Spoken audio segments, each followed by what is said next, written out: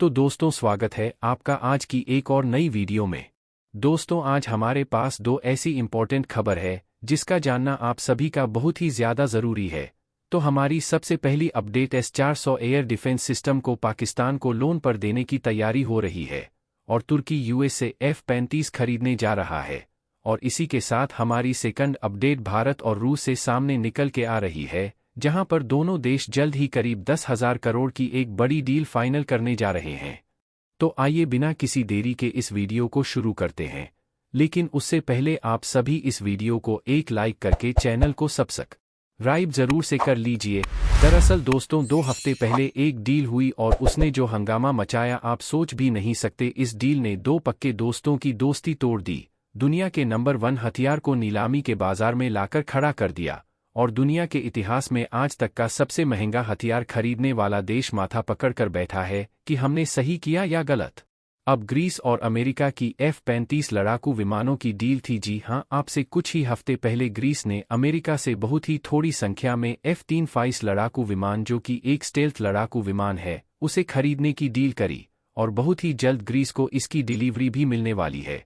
अब आप जानते ही हैं कि ग्रीस का जो कट्टर दुश्मन है जिसके लिए ग्रीस ने यह F-35 खरीदे हैं वह है तुर्की। जी हां, दरअसल दोस्तों तुर्की ने हाल ही में रूस से S-400 एयर डिफेंस सिस्टम खरीदा है, जो कि दुनिया का नंबर 1 एयर डिफेंस सिस्टम माना जाता है और बहुत महंगा भी है। करीब $800 मिलियन का एक S-400 खरीदा है और तुर्की ने करीबन $2.5 बिलियन के 3।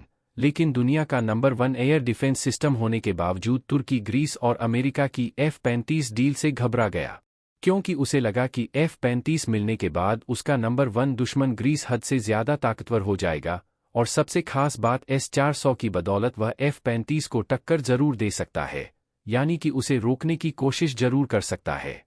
लेकिन उसकी रणनीति हो जाएगी डिफेंसिव, क्योंकि तुर्की की सेना में ऐसा एक भी हथियार नहीं है जिसकी मदद से वह F-35 को काउंटर कर सके।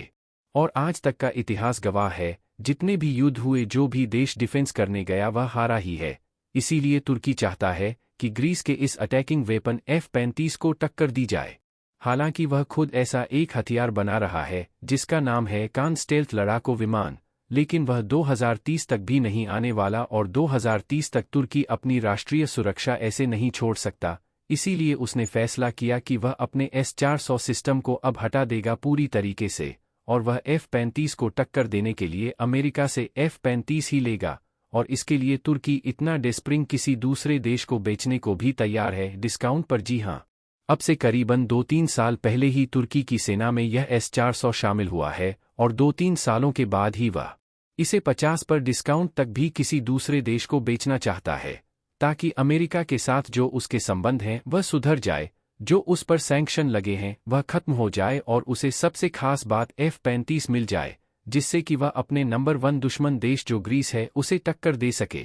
यह तभी होगा जब आपके पास अटैक करने वाले हथियार मौजूद हो। लेकिन तुर्की की यह रणनीति भारत के लिए सरदर्द बन चुकी है, क्योंकि रिपोर्ट्स आ रही हैं कि तुर्की या S-400 air defence system Pakistan को भी सप्लाई कर सकता है। तुर्की ने एक ऐसा क्रेडिट कार्ड बनाकर दिया हुआ है पाकिस्तान को, जिसकी मदद से वह तुर्की से कोई भी हथियार खरीद सकता है।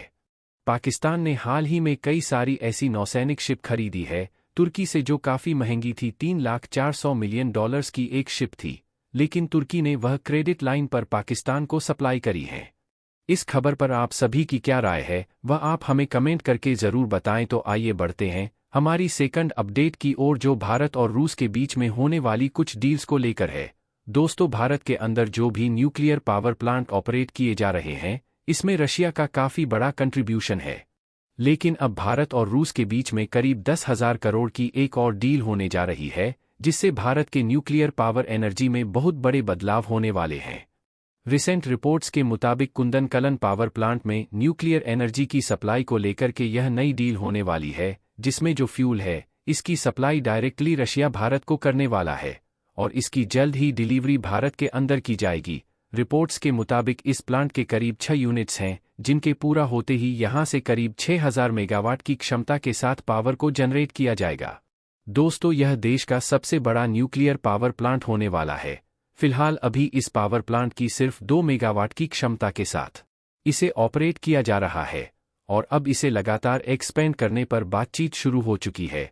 2029 तक यहां से करीब करीब 13 मेगावाट तक की इलेक्ट्रिसिटी जनरेट की जाएगी और ज़्यादा डिटेल्स की बात की जाए तो यह डील करीब 1500 करोड़ की होने वाली है, जिसमें रूस की न्यूक्लियर कंपनी TVL-JSC भारत को न्यूक्लियर फ्यूल की सप्लाई करेगा। यदि इस पावर प्लांट डिटेल्स की बात की जाए तो यह प्रोजेक्ट तमिलनाडु के नावली जिले में स्थापित किया गया है, जो चेन्नई से करीब करीब 650 किलोमीटर पर पड़ता है, और यहाँ पर रूस की तरफ से वाटर रिएक्टर टेक्नोलॉजी इंस्टॉल की गई है। तमाम तरीके की इंपॉर्टेंट टर्मिनल स्ट्रक्चर्स और इंटरनल टेक्नोलॉजीज रूस की मदद से ही तैयार की गई हैं। और अब फाइनली एक और बड़ी डील दोनों ही देशों के बीच में होने जा रही है। दोस्तों, आज के लिए बस इतना ही। आपको वीडियो कैसी लगी कमेंट करके ज़रूर बताएं। तो मिलते हैं आपसे नेक्स्ट वीडियो में एक अलग और बेहतरीन कंटेंट के साथ। तब तक के लिए वीडियो को लाइक करें, शेयर करें और चैनल को सब्सक्राइब करना बिल्कुल ना भूलें। धन्यवाद।